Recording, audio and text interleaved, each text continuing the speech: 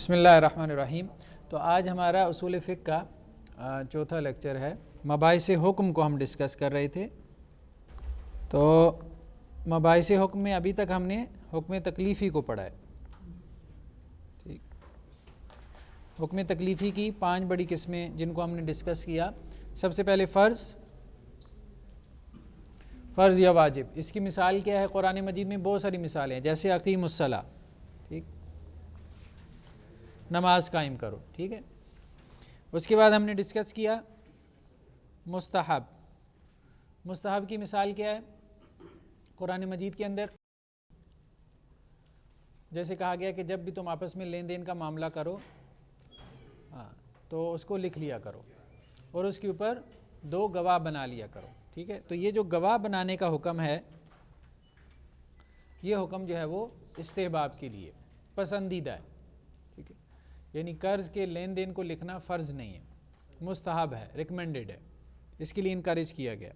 مباح،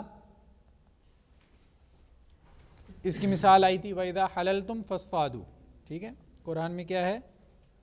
فَاصْطَادُوا، جب تم حالت احرام سے نکل جاؤ تو کیا کرو؟ شکار کرو۔ یہ امر کا صیغہ ہے، ٹھیک ہے۔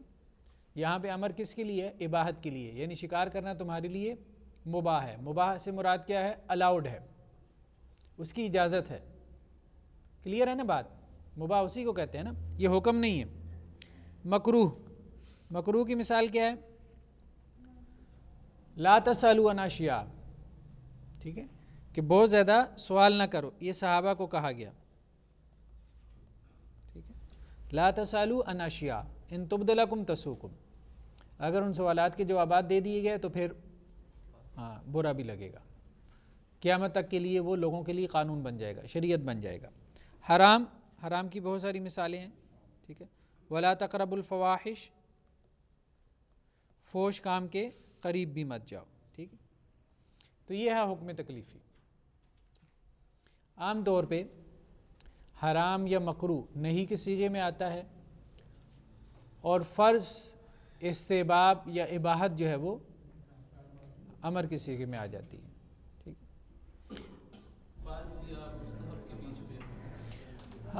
وہ آگے ہم انداز پڑھیں گے، آگے قواعد لغوی عربیہ میں ہم یہ انداز تفصیل سے پڑھیں گے انشاءاللہ سے۔ تو آج ہم نے ڈسکس کرنا ہے مباحث حکم میں حکم وضعی کو۔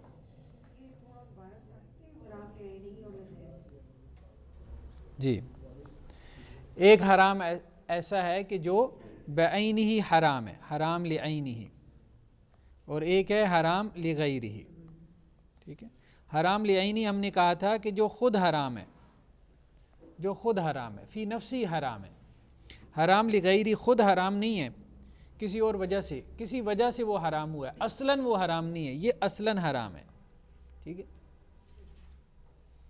جیسے ہم نے سور کے بارے میں کہا تھا، سور اصلاً حرام ہے، ٹھیک ہے۔ اور جو غیر اللہ کے نام پر ہے وہ اصلاً حرام نہیں ہے، ٹھیک ہے نا۔ غیر اللہ کے نام پہ ایک جانور ذبح کیا گیا، جانور تو اصلاً جائز ہے نا، اصلاً تو وہ حلال جانور ہے، لیکن غیر اللہ کے نام پر ہونے کی وجہ سے وہ حرام ہو گیا۔ اس کو کہتے ہیں حرام لغیرہ، جو اصلاً حلال ہے لیکن غیر کے سبب سے حرام ہو گیا، ٹھیک۔ تو حکم تکلیفی کے بعد جو دوسری چیز ہے وہ ہے حکم وضعی۔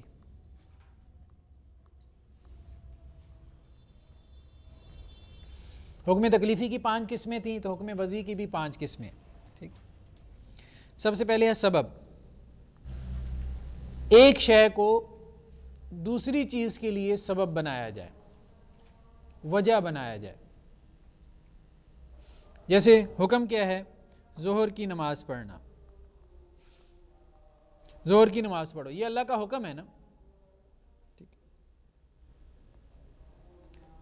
اس کے لیے ایک چیز کو علامت بنا دیا گیا، سبب بنا دیا گیا، اور وہ کیا ہے؟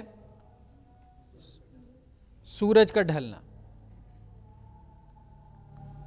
سورج کا ڈھلنا، یہ اس کے لیے سبب ہے۔ ظہر کی نماز کب پڑھیں گے آپ؟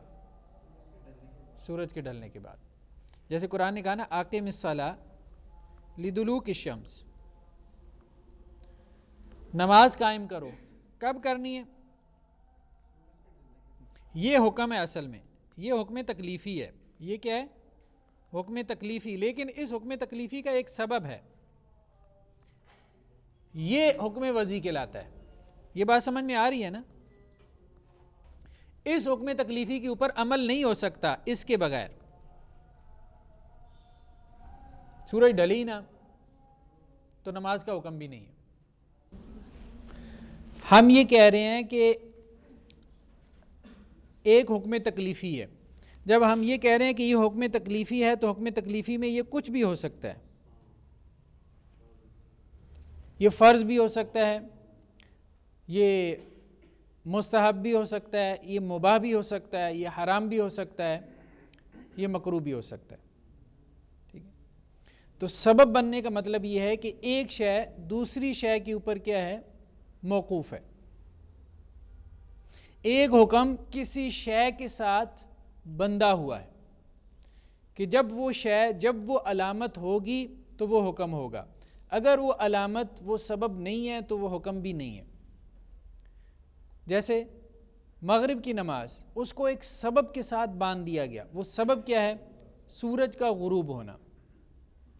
اب یہ علامت ہوگی تو مغرب کی نماز کا حکم اس کی طرف متوجہ ہوگا. اگر یہ علامت نہیں ہے تو مغرب کی نماز نہیں ہے. یعنی سبب اسے کہتے ہیں کہ جس کے ہونے سے حکم کا ہونا لازم آئے اور اس کے نہ ہونے سے حکم کا نہ ہونا لازم آئے. یعنی سبب سے مراد وہ علامت ہے کہ اگر وہ علامت پائی جائے تو حکم بھی لازماً پایا جائے. وہ جو حکم پایا جا رہا ہے وہ کوئی بھی ہو سکتا ہے. حکم تکلیفی کی 5 قسموں میں سے کوئی بھی ہو سکتا ہے. ٹھیک، قرآن اور حدیث کے علاوہ نہیں، قرآن اور حدیث ہی ہے نا. اللہ تعالیٰ نے، اللہ کے رسول صلی اللہ علیہ وسلم نے بعض چیزوں کو بعض احکامات کے لیے علامتیں بنا دیا کہ یہ علامت ہوگی تو یہ حکم ہوگا، یہ علامت نہیں ہے تو یہ حکم آپ کی طرف متوجہ نہیں ہے. دیکھیں یہ جو احکامات ہوتے ہیں نا نکاح اور طلاق کے، آپ ان کے اوپر کوئی ایک حکم نہیں لگا سکتے. ٹھیک ہے؟ تو نکاح کی طرح طلاق کو بھی آپ کچھ بھی نہیں کہہ سکتے. مطلب کسی بندے کے لیے جو ہے وہ نکاح واجب ہو سکتا ہے اور کسی بندے کے لیے طلاق بھی واجب ہو سکتی ہے. ٹھیک ہے نا؟ بعض صورتوں کے اندر، بعض کنڈیشنز میں. اور کسی بندے کے لیے نکاح جو ہے وہ حرام ہو سکتا ہے اور کسی بندے کے لیے طلاق بھی حرام ہو سکتی ہے. تو کچھ چیزوں کا حکم جو ہے وہ شریعت نے اس طرح سے بیان نہیں کیا جیسے آپ کہیں کہ جی ایک حکم ان کے اوپر لگا دیا جائے. ایسا نہیں ہے. سبب سے یہاں پہ مراد یہ ہے کہ وہ علامت جس کو اللہ اور اس کے رسول صلی اللہ علیہ وسلم نے علامت بنایا ہو، بس واضح طور پہ علامت بنایا اور اس میں کوئی اختلاف نہ ہو. اس سے اختلاف تو سری نص سے اختلاف ہو جائے گا نا. یعنی ایک حکم تکلیفی کے لیے کسی شے کو علامت بنا دیا گیا. جی جیسے رمضان کے روزے کے لیے رویت ہے، وہ سبب ہے؟ ہاں بالکل سبب ہے. وہ ہوگا تو رمضان ہاں وہ ہوگا، یعنی چاند نکلے گا تو رمضان کا روزہ آپ رکھیں گے. رویت حلال ہوگی تو رمضان کا روزہ ہوگا. اگر رویت حلال نہیں ہوگی تو رمضان کا روزہ نہیں ہوگا. یعنی رویت حلال یہ علامت ہے، یہ سبب ہے رمضان کے روزے کے فرض ہونے کی.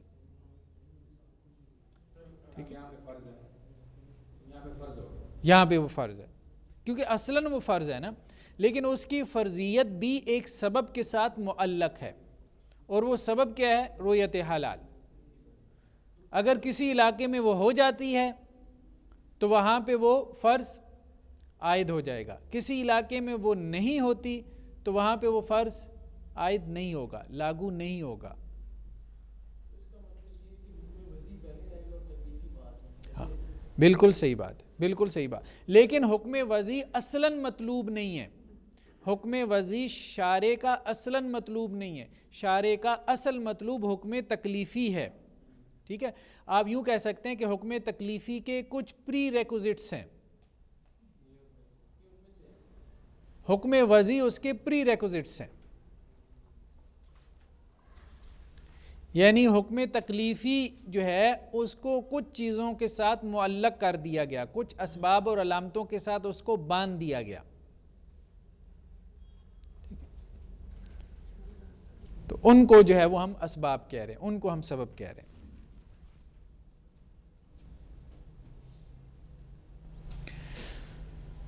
دوسرا کیا ہے؟ شرط۔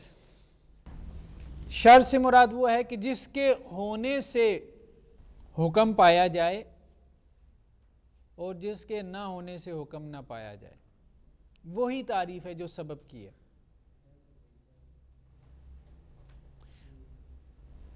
جس کے ہونے سے حکم پایا جائے اور جس کے نہ ہونے سے حکم نہ پایا جائے۔ جیسے وضو کیا ہے؟ ہاں، نماز کے لیے شرط ہے۔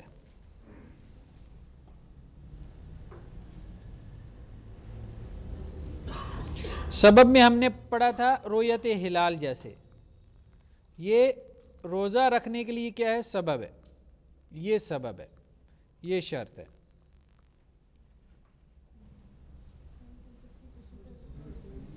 فرق کیا ہے دونوں میں؟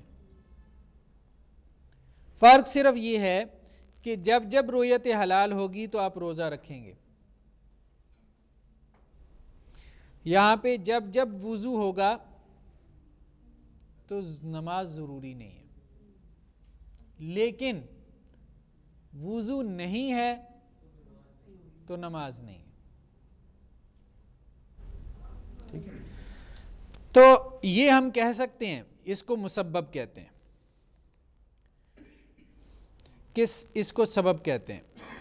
سبب ہوگا تو مسبب ہوگا، ٹھیک ہے؟ سبب ہوگا تو مسبب لازماً ہوگا، لیکن ضروری نہیں ہے کہ شرط ہو تو مشروط بھی لازماً ہو۔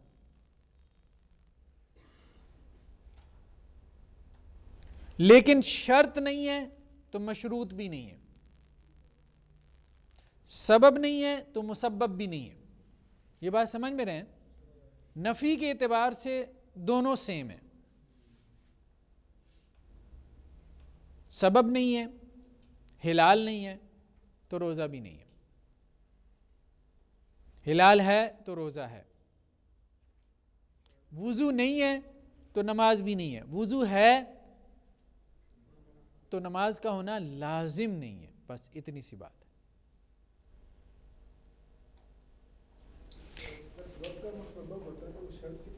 مشروط،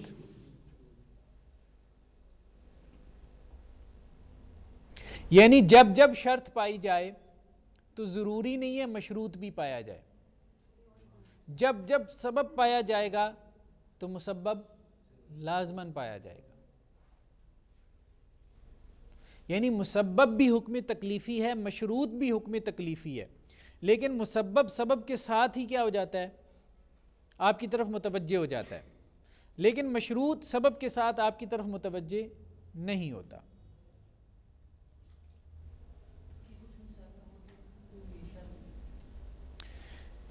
ایک چیز شرط ہے اور ایک چیز ہے رکن، اس میں تھوڑا سا فرق ہے، شرط اور رکن۔ شرط باہر کی چیز ہے، رکن اندر کی چیز ہے۔ جیسے نماز میں وضو شرط ہے اور سجدہ کیا ہے؟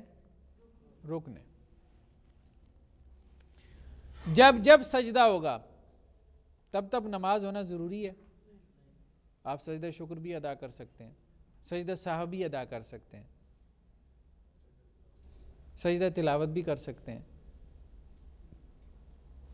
لیکن جب جب نماز ہوگی سجدہ ہوگا۔ سجدہ میں اور وضو کے اندر کیا فرق ہے کہ سجدہ نماز کے اندر کی چیز ہے، اس کی حیت کا جز ہے، وضو نماز سے باہر کی چیز ہے۔ کچھ چیزیں نماز کے لیے شروط کا درجہ رکھتی ہیں، جیسے قبلہ رخ ہونا، یہ نماز کے لیے کیا ہے؟ شرط ہے، ٹھیک ہے؟ اب جب جب آپ قبلہ رخ ہوں گے ضروری نہیں ہے نماز بھی ہو، لیکن نماز قبلہ رخ ہوئے بغیر نہیں ہوگی، ہاں کپڑوں کا پاک ہونا. تیسری چیز ہے مانع، رکاوٹ، منع سے. کسی حکم تکلیفی میں کوئی مانع آ جائے، کوئی رکاوٹ آ جائے تو وہ حکم تکلیفی متوجہ نہیں رہ جاتا. ہم نے حکم کی کیا تعریف کی تھی؟ خطاب اللہ تعالی المتعلق، اللہ کا خطاب جو متعلق ہو جاتا ہے مجھ سے، آپ سے.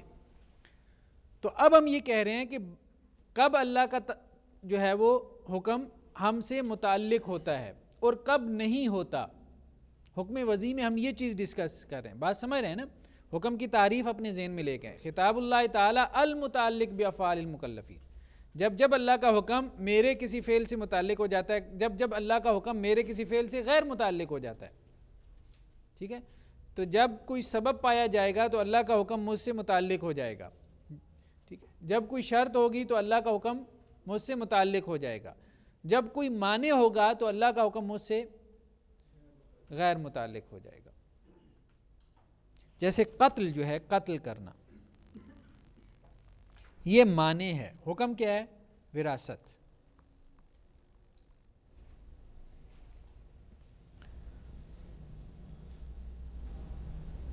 اللہ تعالیٰ نے کیا کہا ہے کہ وراثت جاری کرو. اگر وارث اپنے مورث کو قتل کر دیتا ہے تو وہ اس کا وارث نہیں بنے گا.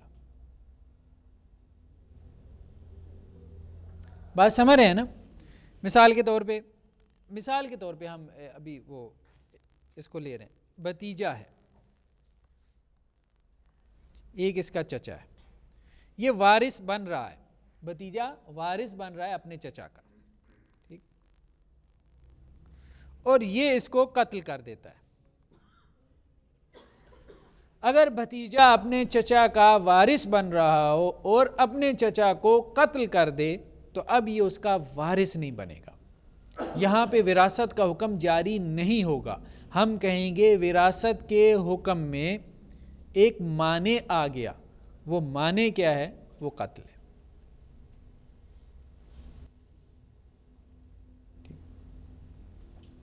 اسی طرح سے ارتداد ایک مانع ہے، مرتد ہو جانا، دین اسلام سے پھر جانا.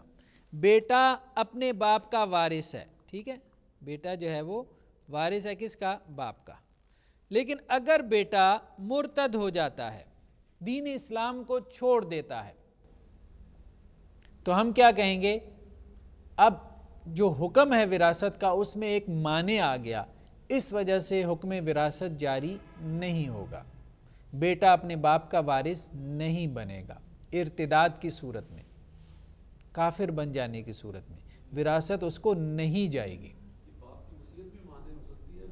نہیں، باپ کی وصیت نہیں مانے ہو سکتی. ہاں چلیں جی، ہم نے کہا سبب ہے، شرط ہے، مانع ہے. مانع بھی کلیئر ہو گیا جی. اس کے بعد ہے رخصت و عزیمت. عزیمت کہتے ہیں، یعنی دو چیزیں ہو گئی نا، ایک رخصت ہو گئی اور ایک عزیمت. ٹھیک ہے، رخصت جو ہے وہ ایکسیپشنل کیسز ہوتے ہیں، خاص حالات. رخصت کب ہوتی ہے؟ خاص حالات میں. اور عزیمت عام حالات میں. یعنی عام حالات میں جو اللہ کا حکم ہے وہ عزیمت کہلاتا ہے. عام حالات میں کیا ہے حکم؟ نماز پوری پڑھنی ہے. ٹھیک. سفر میں کیا ہے؟ آپ قصر کر سکتے ہیں. ٹھیک ہے، تو یہ رخصت ہے. عام حالات میں کیا ہے؟ روزہ رکھنا ہے. سفر میں کیا ہے؟ آپ روزہ چھوڑ سکتے ہیں. یہ رخصت ہے. تو عام حالات میں اللہ کا حکم عزیمت کہلاتا ہے، خاص حالات میں جو اللہ کا حکم ہے اس کو ہم رخصت کہتے ہیں. کیا اس کا یہ مطلب ہے کہ اگر ہم سفر کر رہے ہیں اور ہم اس میں پوری نماز پڑھتے ہیں تو وہ زیادہ افضل ہے کیونکہ وہ عزیمت ہے؟ یہ ایک سوال پیدا ہوا کہ عزیمت افضل ہے یا رخصت افضل ہے. اس میں پھر آگے ڈیبیٹ ہے.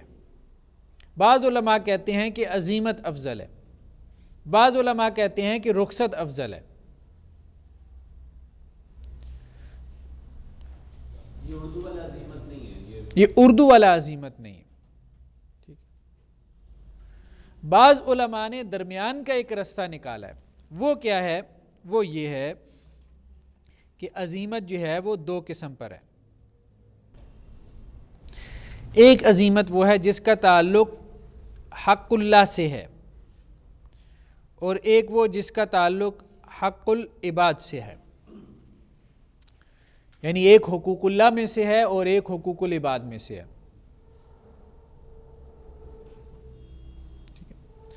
تو اگر تو عزیمت کا تعلق جو ہے وہ حق اللہ سے ہو، پھر ایسی صورت میں رخصت جو ہے وہ افضل ہے.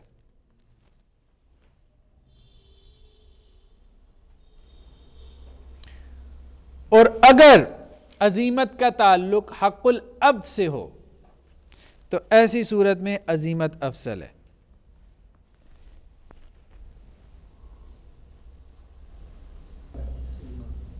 ہاں دلیل کی طرف آ رہے ہیں نا.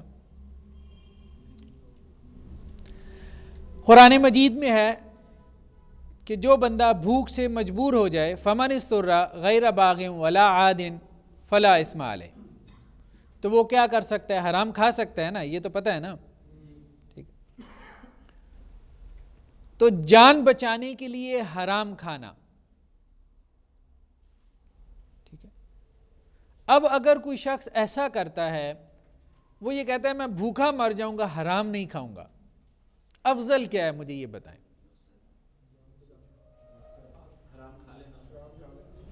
یہی افضل ہے نا. ٹھیک ہے، تو جان بچانے کے لیے حرام کھانا ایک یہ کیس ہو گیا. ٹھیک ہے،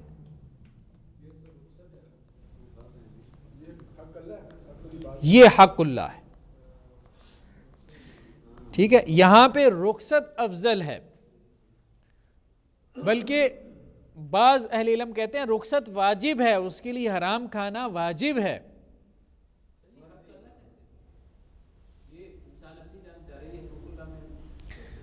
دیکھیں حرام سے اللہ نے روکا ہے نا، وہ اللہ کا حق ہے نا. اللہ نے کہا اس کی طرف نہیں جانا.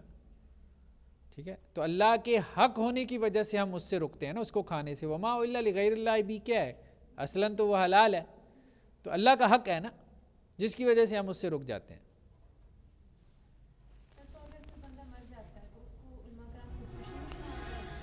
نہیں، ہم یہ نہیں کہتے کہ خودکشی کی ہے، لیکن ہم یہ کہیں گے کہ یہ اس نے غلط کی ہے، اس نے گناہ کا کام کیا ہے، اس نے گناہ کا کام کیا. دوسرا کیا ہے؟ ظالم حکمران کے سامنے کلمہ حق کہنا. تو حدیث کیا ہے ظالم حکمران کے سامنے کلمہ حق کہنے کے بارے میں؟ اور یہ بھی نہ کہ اگر کوئی اس کو کلمہ حق کہنے پہ کوئی حکمران اس کو قتل کر دے تو وہ کیا ہے؟ سید الشہداء کے الفاظ آتے ہیں. ایک تو حضرت حمزہ کے لیے یہ الفاظ آئے ہیں رضی اللہ عنہ، اور ایک اس شخص کے لیے جو ظالم حکمران کے سامنے کلمہ حق کہے. اب یہاں کلمہ حق سے مراد اپنے حقوق کے لیے آواز اٹھانا. یعنی عام طور پہ اس کی تشریح کر دی جاتی ہے کہ اس سے مراد دین کا کلمہ، وہ بھی ہے، لیکن بیسیکلی کلمہ حق سے مراد کیا ہے؟ اپنے حق کے لیے آواز اٹھانا ظالم حکمران کے سامنے، جو اس کے فنڈامنٹل رائٹس ہیں، جو اس کے دین نے اس کو دیے ہیں. ایسی تو کوئی بات نہیں ہے. نہیں، وہ تو یہ ہے نا کہ آپ اس کے اطاعت سے نہ نکلیں. ہاں، بغاوت نہیں کریں. نہیں، تنقید سے کہیں منع نہیں کیا گیا.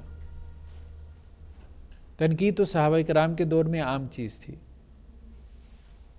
ٹھیک ہے، لیکن وہ جو تنقید ہوتی تھی تو وہ ڈائریکٹ جو حکمران ہوتا تھا اس سے کرتے تھے کہ آپس میں کرتے تھے.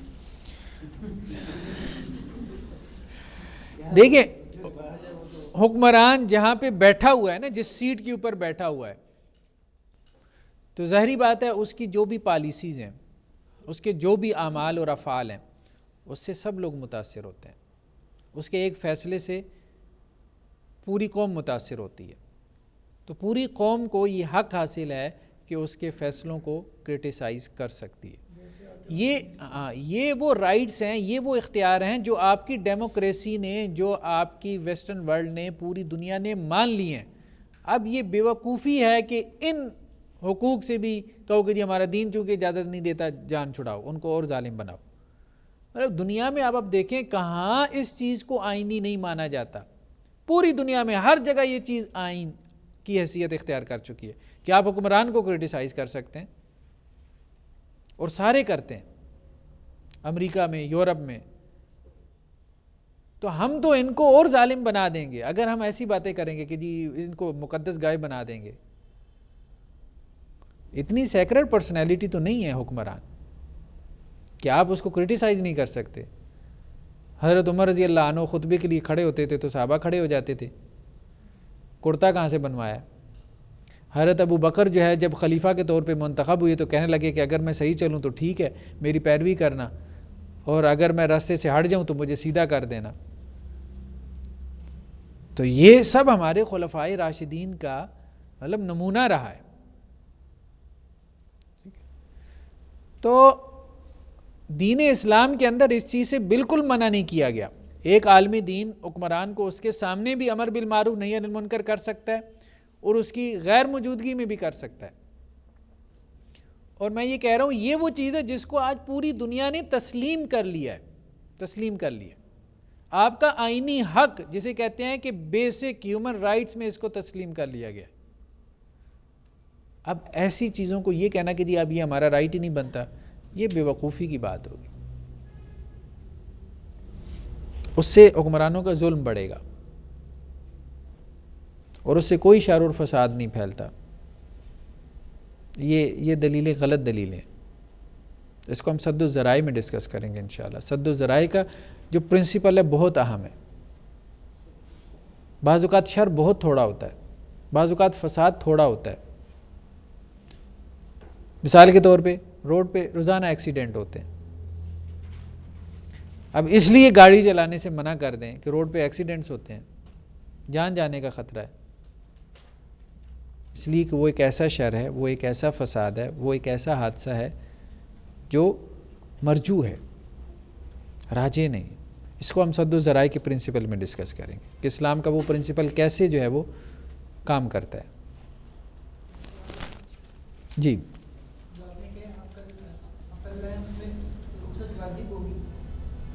جو اللہ کا حق ہے، ہاں تو ہم یہ کہہ رہے ہیں کہ ایک اللہ کا حق ہے اور ایک بندے کا حق ہے، تو جو اللہ کا حق ہے اس میں رخصت کیا ہے؟ افضل ہے۔ ہم نے افضل کے لفظ استعمال کیے، زیادہ ٹیکنیکل لفظ استعمال نہ کریں۔ اس کی وجہ یہ ہے کہ 10 مثالیں آئیں گی نا تو 10 مثالوں میں وہ واجب ہوگا ہی نہیں، تو اس لیے لفظ کے اندر، ٹرم کے اندر فلیکسیبلٹی رکھیں کہ ساری مثالیں اس میں آ سکیں۔ ٹھیک ہے جی۔ کلمہ حق ہے ظالم حکمران کے خلاف، اس کی رخصت بھی ہے۔ اس میں عظیمت جو ہے کیا ہے؟ افضل ہے، اس لیے کہا کہ وہ سید الشہداء ہے۔ اچھا وہاں پہ قرآن مجید کا انداز کیا ہے کہ جس کو مجبور کیا جائے کلمہ کفر کہنے کے لیے تو وہ کیا کرے؟ الا من اکرہ وقلب مطمئن بالایمان ولکن من شرح بالکفر صدرا، تو اللہ تعالیٰ نے اس کو جو ہے وہ کیا کی؟ رخصت دے دی کہ وہ کلمہ کفر کہہ سکتا ہے اپنی جان بچانے کے لیے، وہ اللہ کا حق تھا۔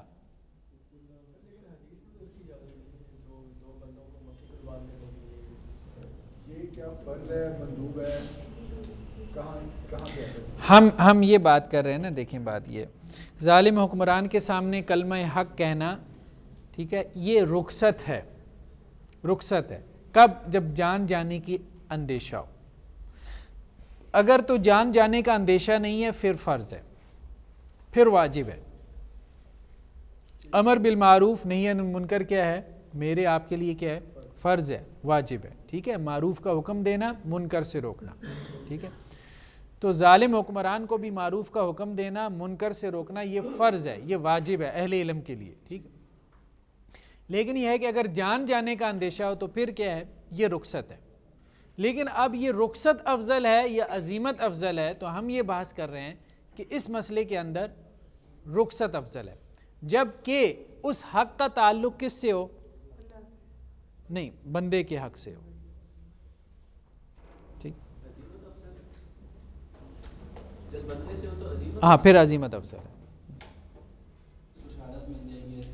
نہیں، عظیمت افضل نہیں ہے، اس میں رخصت افضل ہے. اس کی وجہ یہ کہ رسول اللہ علیہ وسلم کے پاس جب آئے ہیں حضرت عمار، تو اللہ کے رسول نے یہ نہیں کہا کہ جان دے دیتے تو بہت اچھا تھا، بلکہ تسلی دی. ٹھیک ہے. آناف نے البتہ ایک کام کیا کہ رخصت کے دو قسمیں ہیں. ایک کو رخصت اسقاط کہتے ہیں اور ایک کو کہتے ہیں رخصت ترفیہ. اسقاط وہ رخصت ہے کہ جس سے عزیمت کا حکم ختم ہو جائے، یعنی وہ رخصت جس نے عزیمت کو ساکت کر دیا. یعنی یہ اسقاط کس کا ہو رہا ہے؟ عزیمت کا ہو رہا ہے. جیسے وہ یہ کہتے ہیں فمن استر غیر باغ ولا عاد فلا اثم علیہ. یہ جو رخصت ہے یہ رخصت اسقاط ہے. اس نے عزیمت کے حکم کو کیا کیا؟ ختم کر دیا. کہ مجبور کے لیے، مجبور محض کے لیے حرام کھانا، وہ یہ کہتے ہیں یہ رخصت اسقاط ہے. یعنی اس نے عزیمت کا حکم ہی ختم کر دیا، اب رخصت ہی ہے. جمہور یہ کہتے ہیں کہ یہ تقسیم کرنے کی ضرورت نہیں ہے. اس کی وجہ یہ ہے کہ رخصت اس وقت رخصت کہلا سکتی ہے جب عزیمت موجود ہو. جب عزیمت ہی نہ ہو تو آپ اس کو رخصت کیوں کہہ رہے ہیں؟ اب تو اصل حکم وہی ہے، اب تو اصل حکم وہی ہو گیا. تو اس لیے وہ یہ کہتے ہیں کہ یہاں پہ رخصت ہی عزیمت ہے. یعنی عزیمت سے مراد ہم لے رہے ہیں عام حالات کا جو حکم.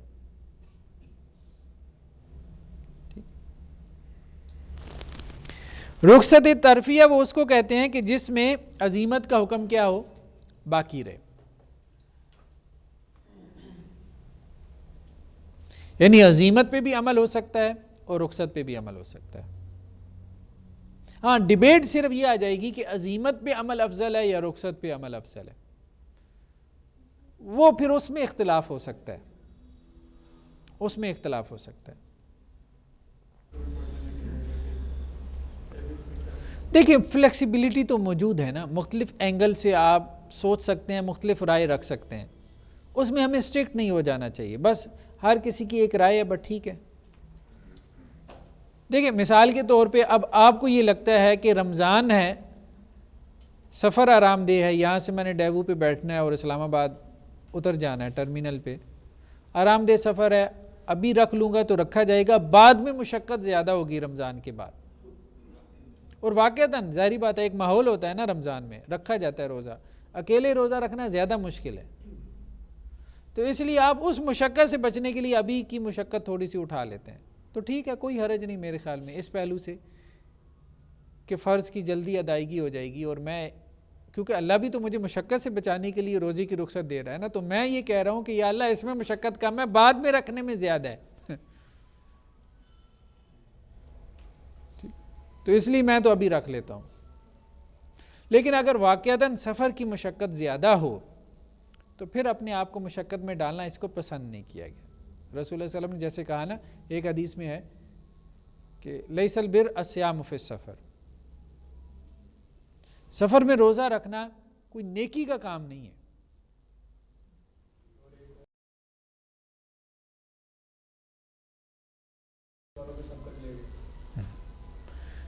حدیثیں ہیں اس طرح سے ہیں، بالکل ہیں.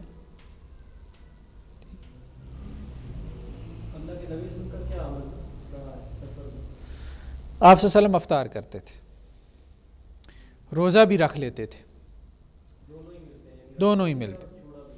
ایک حدیث میں یہ ہے کہ اللہ کے رسول یہ جب مکہ کے لیے آئے ہیں تو آپ روزے کی حالت میں تھے، صحابہ بھی روزے کی حالت میں تھے، اور روزہ سخت تھا گرمیوں کا.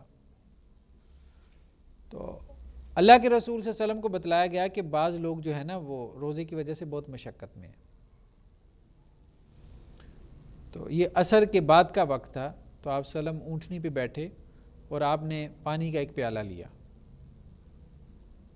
اور کہا کہ بھائی میں افطار کر رہا ہوں، آپ بھی افطار کر لو. تو آپ صلی اللہ علیہ وسلم نے افطار کر دیا. رمضان کا روزہ تھا. اور پھر آپ صلی اللہ علیہ وسلم کو بعد میں بتایا گیا کہ کچھ لوگ ابھی بھی روزے سے ہیں. تو اللہ کے رسول نے کہا یہ نافرمان ہے. اسا کے لفظ آتے ہیں کہ یہ نافرمان ہے. تو رسول اللہ صلی اللہ علیہ وسلم نے مطلب اب یہاں پہ بھی دیکھیں نا، یہاں پہ اس سے یہی پتہ چلتا ہے، اگرچہ اناف اور طرف نکل گئے، وہ یہ کہتے ہیں کہ جی اپنی جان دے دے تو یہ افضل ہے، روزہ نہ توڑے. لیکن یہ صحیح بخاری کی روایت ہے.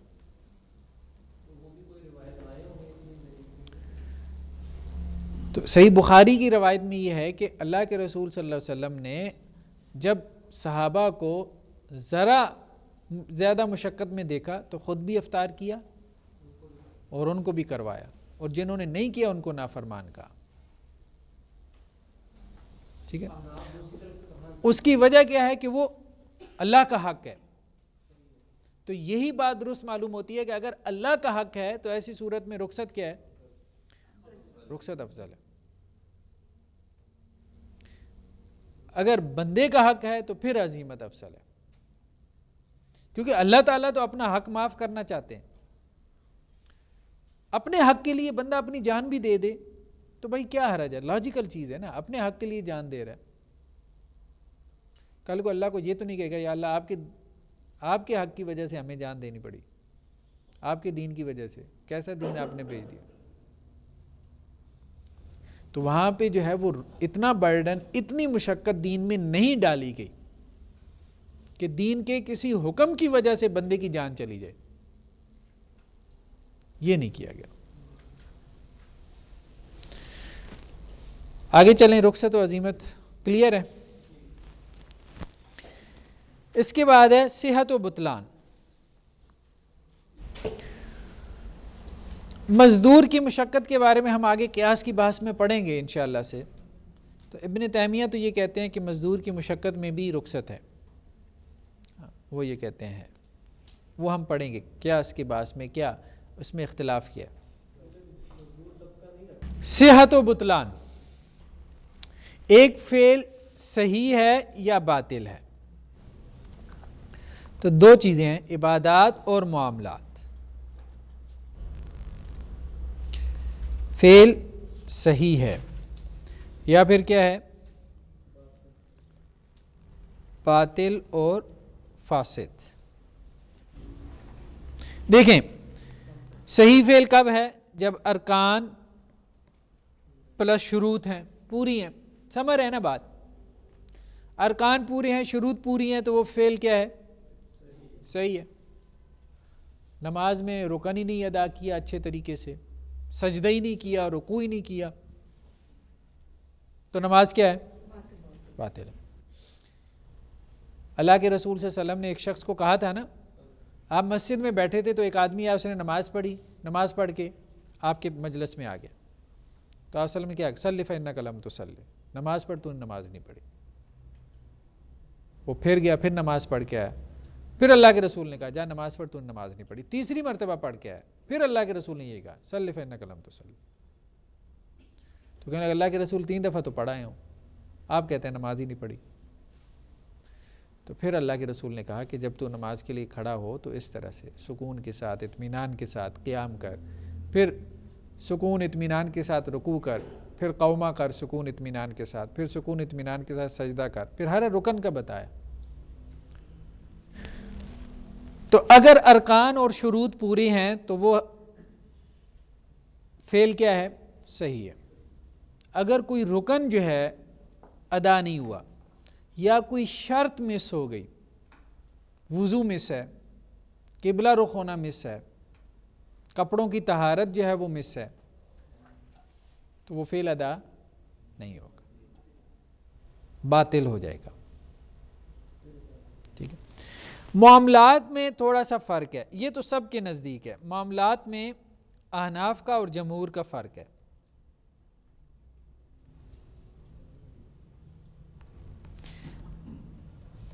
یہاں پہ احناف جو ہے انہوں نے دو قسمیں بنائی ہیں، ایک باطل اور ایک فاسد، دو قسمیں.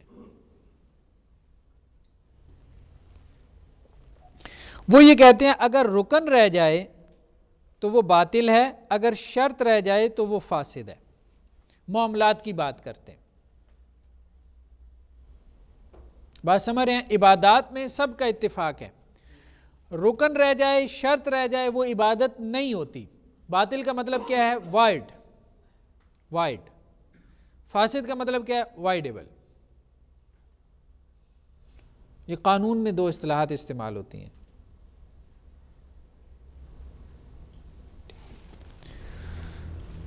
لیکن معاملات کے اندر احناف نے دو قسمیں کر دی ہیں کہ اگر رکن رہ جائے تو وہ معاملہ جو ہے وہ نہیں ہوتا، باطل ہوتا ہے. اگر شرط رہ جائے تو معاملہ کیا ہوتا ہے؟ فاسد ہوتا ہے. باطل اور فاسد میں کیا فرق ہے؟ باطل کام بالکل نہیں ہوا، فاسد ہو گیا ہے لیکن کرنے والا گناہگار ہے. جمہور کے نزدیک کوئی فرق نہیں ہے. وہ یہ کہتے ہیں جیسے عبادات میں ہے، رکن رہ جائے تو باطل ہے، شرط رہ جائے تو پھر بھی کیا ہے؟ باطل ہے.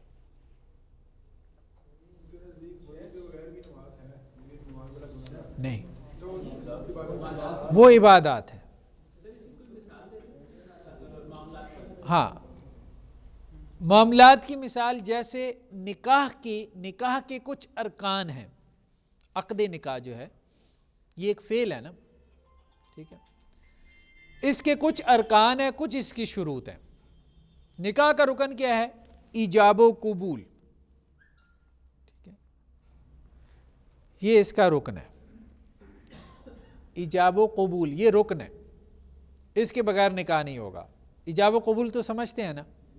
ایجاب کا کیا مطلب ہے؟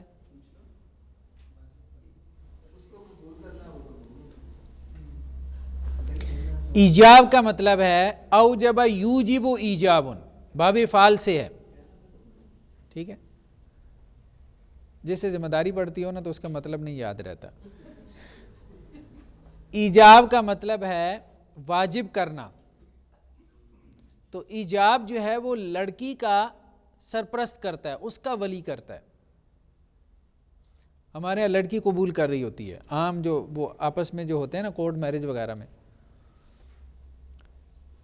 لڑکی کی طرف سے ایجاب ہوتا ہے. یعنی لڑکی کی طرف سے مراد لڑکی کے والد کی طرف سے، اس کے ولی اور سرپرست کی طرف سے وہ واجب کرتا ہے. واجب کیا کرتا ہے؟ وہ یہ کہتا ہے کہ یہ میری بیٹی ہے، ابھی تک میری ذمہ داری میں تھی، اس کی ذمہ داری مجھ پر واجب تھی. یہ جو ذمہ داری کا وجوب ہے یہ میں ٹرانسفر کر رہا ہوں اپنے سے تمہارے اوپر، کیا تم یہ ذمہ داری اٹھانے کو تیار ہو؟ تو وہ لڑکی نہیں قبول کرتا، وہ ذمہ داری قبول کرتا ہے.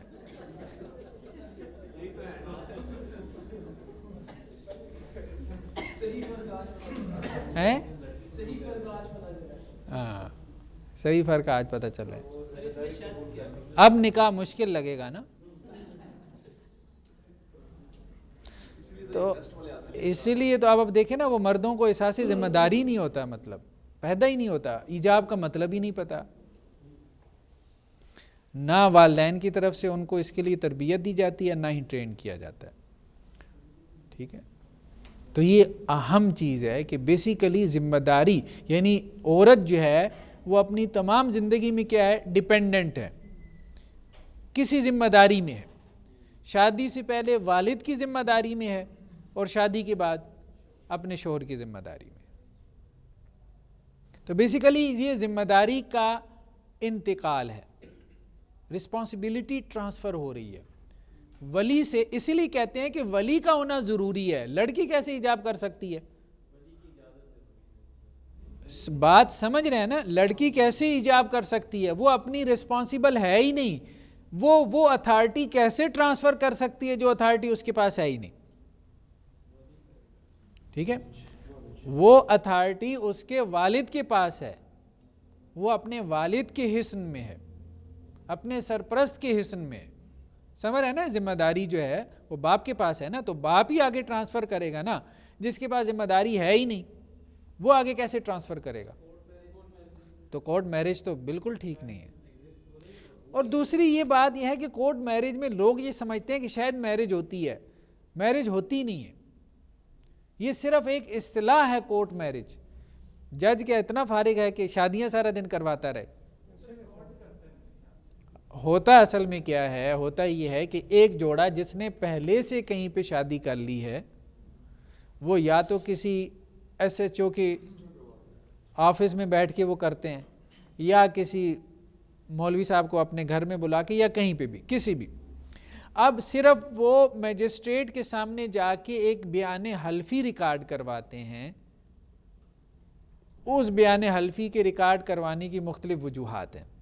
ایک تو یہ کہ لڑکا بھی یہ چاہتا ہے کہ میں ذرا سیف سائیڈ میں آ جاؤں, یہ نہ ہو کہ کل مجھ پہ جو ہے وہ یہ کوئی کیس نہ بنا دے, اختلافات ہوں تو یہ کوئی اور کیس نہ بنا دے. ریپ کا کیس بنا سکتی ہے لڑکی, کچھ بھی کیس بنا. اور لڑکی جو ہے وہ کیا ہے, اپنے گھر والوں سے خوف میں ہوتی ہے. ٹھیک ہے, تو اس لیے وہ درجہ اول کا جو میجسٹریٹ ہے اس کے سامنے جا کے وہ بیان حلفی ریکارڈ کرواتے ہیں کہ ہم نے نکاح کر لیا ہوا ہے, تو آپ اس کے وٹنس بن جائیں. اس کو کورٹ میرج کہہ دیا جاتا ہے, حالانکہ وہ صرف چیز ریکارڈ میں آتی ہے کورٹ کے, بس میرج ویرج کوئی نہیں ہوتی کورٹ میں جا کے. اور ہوتا کیا ہے, اب وکیل کیا کرتے ہیں, وکیل جو ہے وہ نہ تو ظاہری بات ہے وکیل کے آفس میں عام طور پہ ایسے نکاح ہو رہے ہوتے ہیں, اب تو وہ آن لائن بھی کر رہے ہوتے ہیں. وہ کہتے ہیں کوئی ضرورت نہیں ہے, بس ہم آپ کو کورٹ سے وہ سرٹیفکیٹ لے دیتے ہیں. ٹھیک, نہ کوئی گواہ بیٹھا ہوتا ہے, نہ وہاں پہ کوئی مولوی صاحب جا کے کوئی خطبہ پڑھاتے, کچھ بھی نہیں ہوتا. بس مٹھائی بانٹو جی, بھائی قبول کرو, تم قبول کرو. وکیل کو یہ بھی نہیں پتا کہ ایجاب و قبول کے صیغے کیا ہوتے ہیں.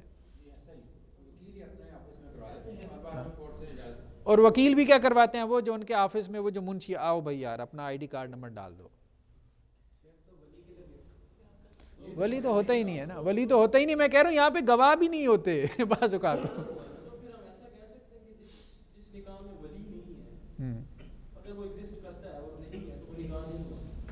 دیکھیے بات یہ ہے کہ یہ ایک جمہور علماء کی رائے یہی ہے نا کہ ولی کے بغیر نکاح نہیں ہوتا, بس اتنی سی بات ہے. لیکن احناف کے نزدیک ولی کے بغیر نکاح ہو جاتا ہے بشرطے کہ کف میں کیا ہو. کف میں, کف کہتے ہیں نا برابری میں, یعنی سوشل سٹیٹس دونوں کا برابر ہو, خاندان دونوں کا برابر ہو, دینی اعتبار سے دونوں برابر ہوں.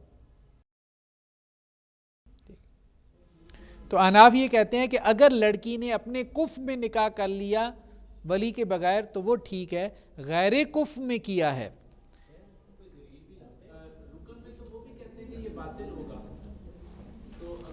اصل میں وہ ایجاب و قبول جو ہے نا وہ لڑکی کی طرف سے ایجاب کروا لیتے ہیں نا. ہم یہ کہہ رہے ہیں کہ وہ ایجاب لڑکی کی طرف سے لاجیکل نہیں ہے, کیونکہ وہ خود اپنی رسپانسیبل نہیں ہے. شادی سے پہلے وہ ڈیپینڈنٹ رہی ہے, ٹھیک ہے نا, اپنی ذمہ داری اس نے خود سے نہیں اٹھائی, اس کا ذمہ دار اس کا والد تھا. ہاں وہ بات ٹھیک ہے. ضروری نہیں ہے کہ والد, اگر والد جو ہے مطلب رشتہ اگر مناسب ہے اور اگر والد کی جگہ پہ کوئی اور کر دیتا ہے, دادا کر دیتا ہے, چچا کر دیتا ہے, تو وہ بھی ولی ہے. کوئی ایسے کر سکتا ہے, مطلب کوئی حرج نہیں. اگر لڑکی کی خواہش زیادہ ہے نا تو والد کی موجودگی میں چچا کر سکتا ہے, کوئی حرج نہیں. مطلب بہت سارے دیکھیں مسائل میں جو ہے نا ہمیں تھوڑی سی معتدل رائے اختیار کرنی پڑے گی. ایک خاتون رسول اللہ صلی اللہ علیہ وسلم کے پاس آئی, کہنے لگی میرے والد نے میرا نکاح کر دیا اور میری مرضی نہیں تھی. اللہ کے رسول نے کہا کیا چاہتے ہیں, کہا مجھے وہ سیپریشن چاہیے. تو آپ صلی اللہ علیہ وسلم نے خلا کروا دی, اور یہ بھی کہا کہ مجھے نہ اس کے دین میں کوئی اعتراض ہے نہ مجھے اس کے اخلاق میں کوئی آبجیکشن ہے. تو اللہ بس کیوں، بس مجھے پسند نہیں ہے، بس ٹھیک ہے، پسند نہیں ہے تو ٹھیک ہے، پھر سپریشن کروا دیتے. تو لڑکی کی رضامندی کو بہت اہمیت دی گئی ہے، بہت زیادہ. اصل میں اختلاف ہی یہ ہوا نا کہ نکاح میں اصل اہمیت جو ہے وہ اگر دونوں میں کنفلکٹ ہو جائے. دیکھیں جب تک کنفلکٹ نہیں ہے پھر تو مسئلہ نہیں ہے نا. اگر ولی میں اور لڑکی میں اختلاف ہو جائے تو کس کی رائے کو پریفر کیا جائے گا؟ لڑکی کی رائے کو. لیکن اسلام صرف یہی بات کہتا ہے کہ نکاح جو ہے نا وہ ولی کی اجازت سے ہو. ہاں مطلب مرضی لڑکی کی چلے. نکاح ہونا کہاں پر ہے؟ ایک سوال یہ ہے، جہاں پر ہونا ہے اس میں تو پریفر کیا جائے لڑکی. زندگی اس کی ہے بھائی، جیسا اس کو آپ سمجھا سکتے ہو نا، آپ نے سمجھا دیا بس ٹھیک ہے اتنا کافی ہے. اب وہ عاقل بالغ ہے، اب اور کیا کر سکتے ہو؟ اب اچھا بھلا برا جو بھی ہے اس کو اس وقت نہیں سمجھ میں آ رہی، جو والدین کو سمجھ میں آ رہی ہے تو ٹھیک. لیکن شریعت یہ کہتی ہے کہ نکاح کروائے کون؟ وہ والد، کیونکہ اس میں پھر والد کے لیے آر ہے نا کہ لڑکی گھر سے بھاگ کے نکاح کر، وہ پورے خاندان کے لیے ایک آر ہے.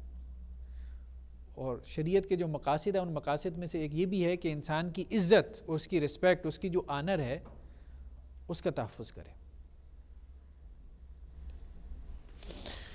تو ایک ہے ایجاب و قبول. دوسرا شرط کیا ہے؟ جیسے 2 گواہ، یہ شرط ہے نا نکاح کے لیے. تو جمہور کے نزدیک کیا ہے؟ جمہور کے نزدیک کیا ہے؟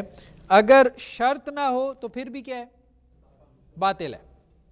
رکن نہ ہو تو پھر بھی کیا ہے؟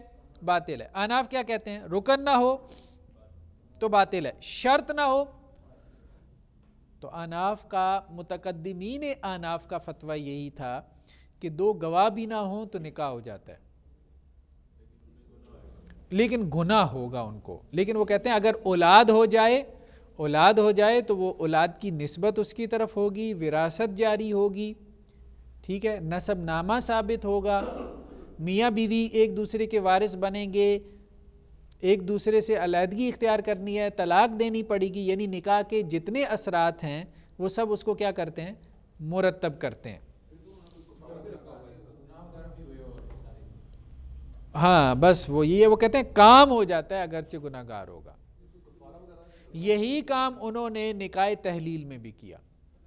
حلالے کا جو نکاح ہوتا ہے نا اس میں وہ یہ کہتے ہیں کہ گناہ گار تو ہے حلالے کے نکاح میں، یعنی جو پلینڈ حلالہ ہوتا ہے، لیکن نکاح ہو جاتا ہے. جی وہ یہ کہتے ہیں لعنت فرمائی، ہم بھی کہتے ہیں ملعون ہے، لیکن نکاح ہو جاتا ہے. دیکھیں نا اب ان کی دلیل سنیں نا. وہ یہ کہتے ہیں اللہ کے رسول نے کہا نا لعن اللہ المحلل. وہ کہتے ہیں اللہ کے رسول خود کہہ رہے ہیں حلالہ، وہ حلال ہو جاتی ہے تبھی تو اس کو حلالہ کہا ہے. لعنت بھی بھیجی ہے اس پہ، تو ہم بھی کہتے ہیں وہ ملعون ہے، لیکن قانوناً وہ حلال ہو جاتی ہے. یہاں سے انہوں نے نقطہ نکالا.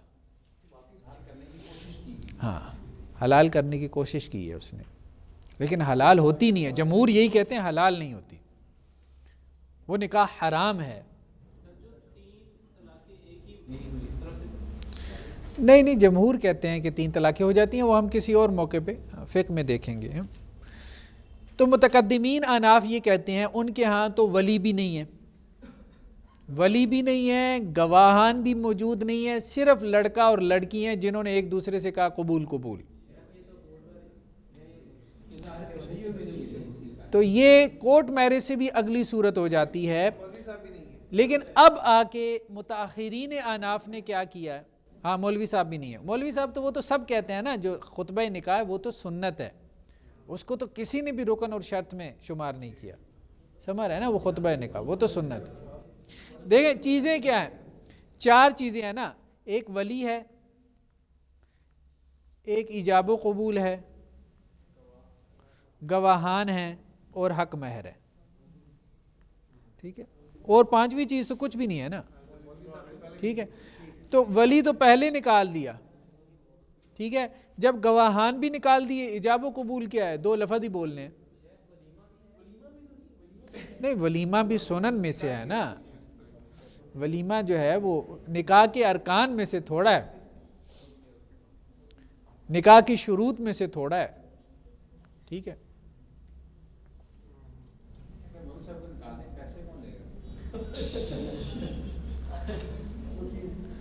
تو اب متاخرین احناف نے یہ فتویٰ دیا ہے کہ یہ جائز نہیں ہے.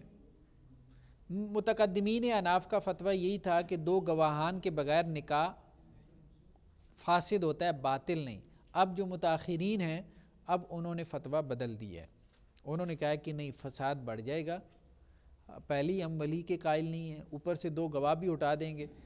بند کمرے میں جو ہے وہ اجرت ہی ہوتی ہے نا جو آپ طوائف کو دیتے ہیں, اسی کو آپ حق مہر قرار دے دیں اور یہ نکاح کر لیں اس طرح سے, ایجاب و قبول کر لیں, اور اگر ہو بھی حلالے کا تو وہ تو ویسے ہی وقتی ہے. تو کیا آپ حلال کرنے چلے جائیں؟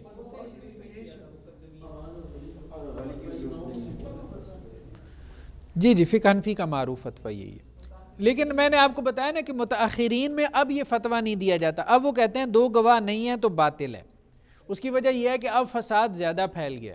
اب بعض احناف یہ بھی کہہ رہے ہیں, بعض احناف بہت کم ہیں وہ یہ بھی کہہ رہے ہیں کہ نہیں, ولی کی بھی شرط لگاؤ, ولی کو بھی لازم کرو. مطلب یہ ٹھیک نہیں ہے, اس سے ہمارا خاندانی نظام سارا تباہ ہو جائے گا. ہاں دیکھیے, اس پہ بھی باقاعدہ اصول بنا ہے, اسے ہم عرف کے اصول پہ ڈسکس کریں گے. عرف کی وجہ سے فتویٰ بدل جاتا ہے. یہ بہت معروف اصول ہے, سب کے ہاں تقریباً ایگریڈ اپان ہے. ٹھیک ہے نا, عرف کی وجہ سے عرف بدل جائے تو فتویٰ بدل جاتا ہے. عرف کیا ہے؟ وہی جس کو آپ کہہ رہے ہیں, آپ کی سوسائٹی کی جو نارمز ہیں. تو یہاں ہم بیسیکلی دیکھیں پرنسپل کی بات کر رہے ہیں, پرنسپل کی. ہم فقہ میں ابھی نہیں جا رہے, فقہ میں ہم دلیل بھی پڑھیں گے. ابھی ہم یہ بات کہہ رہے ہیں کہ ان کے ہاں اصولی طور پہ فرق کیا گیا تھا باطل اور فاسد کا. یہ ایک پرنسپل انہوں نے بنا دیا تھا. تو اس وقت صرف اس اصول کی انڈرسٹینڈنگ اہم ہے, دلائل کی نہیں. ٹھیک ہے, یہ بات کلیئر ہے. یہ شرائط پوری نہیں ہوگی تب تک اس کی ہم نے ایک بات کی ہے, ہم نے یہ بات کی ہے کہ سبب وہی معتبر ہے جس کا ذکر شریعت میں آ گیا. بس یہ دونوں اسباب جو ہیں مطلب ہاں, جیسے اب آپ نے کہا نا اتنے گھر ہونے چاہیے جمعہ کی نماز کے لیے, تب وہ جمعہ کی نماز کا فرض آپ کی طرف واجب ہوگا. یہ سبب آپ کو کہاں ملتا ہے شریعت کے نصوص میں. اسی طرح سے جو ہے وہ دارالحرب میں جمعہ نہیں ہوگا. ٹھیک ہے, یہ سبب آپ کو کہاں ملتا ہے؟ ہم نے کہا سبب وہ معتبر ہے جو شریعت میں آ گیا, شرط بھی وہی معتبر ہے جس کا ذکر شریعت میں آ گیا یا جس کی شریعت نے اجازت دے دی. ٹھیک ہے, اس کے علاوہ نہیں.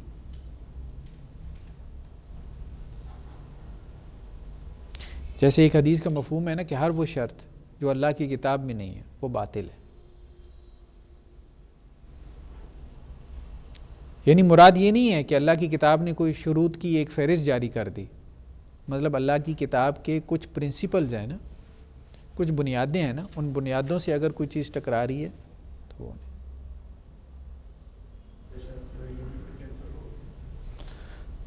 ہم اس کو سبب نہیں کہیں گے. دیکھیں سبب ایک ٹیکنیکل اصطلاح کے طور پہ ہم استعمال کر رہے ہیں. ایک ہے سبب کا لفظ, اس کا یہ سبب ہے.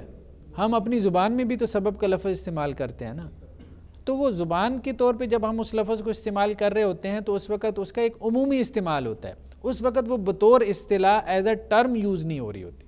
تو بس ہم صرف یہ کہہ رہے ہیں. تو اگر آپ اس لفظ کو بطور ٹرم کے استعمال کر رہے ہیں تو پھر اس کے کچھ ٹیکنیکل میننگ ہیں,